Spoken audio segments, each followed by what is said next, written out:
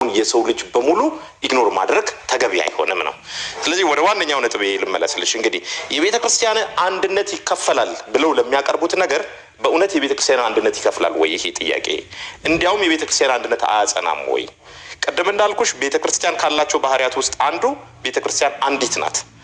እነሱም ይህንን ነው መነሻ አድርገው ይሄ የኤጲስቆጶሳቱ ሹመት የቋንቋ አገልግሎት በአጠቃላይ ቤተ ክርስቲያንን ይከፍላል የሚሉት ይህንን በማጣቀስ ነው።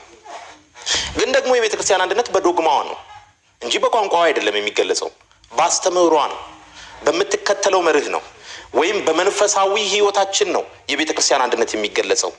ቀድምም እንዳልኩሽ የቤተ ክርስቲያን አንድነት የመረብ ወንዝንም ይሻገረዋል፣ የሜዲትራኒያን ባህርንም ያቋርጣል። የቤተ ክርስቲያን አንድነት ዓለምን በሙሉ አንድ የሚያደርግ ነው። የቤተ ክርስቲያን አንድነት ከዚህ ዓለምም ተሻግረን ከመላእክት ጋር በአንድነት የሚያዘምረን ነው። ስለዚህ አሁን የቤተ ክርስቲያን አንድነት እንደዚህ ከዓለም መላእክት ጋር የሚያገናኘን ከሆነ የቋንቋና የባህል አንድነት አይደለም ማለት ነው። ወይ ደግሞ የፖለቲካ ርዕዮተ ዓለምም አንድነት አይደለም ማለት ነው።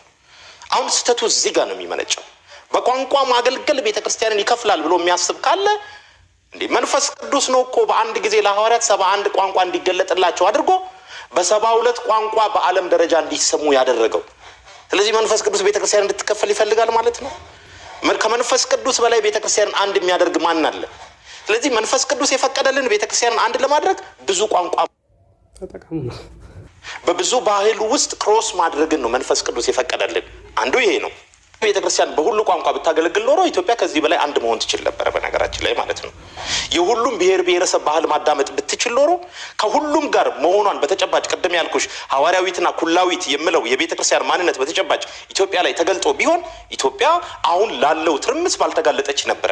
አሁን ላለው ክፍፍልና መቧደን ባልተጋለጠች ነበረ።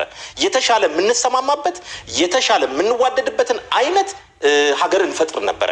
ስለዚህ የሀገርንም አንድነት ብቻ አይደለም ማረጋገጥ ያለባት ብዬሻለሁ። የዓለምን ሕዝብ አንድነት ነው የምታረጋግጠው። ግን ደግሞ ቤተክርስቲያን በሁሉም ቋንቋ ብታገለግል ኖሮ የኢትዮጵያን ብሔር ብሔረሰቦች አንድ ማድረግ በጣም ቀላል በሆነ ነበረ። ጥንታዊት ነኝ እያልን ከድሮ ጀምሮ በዚች ሀገር ነበርን እያልን ረዥም ዘመን ቆይተናል እያልን ግን ይሄን ሕዝብ የሚያስተሳስር ስራ ምን ሰርተናል ተብሎ ሲጠየቅ መልስ ከሌለ በጣም አሳፋሪ ነገር ነው።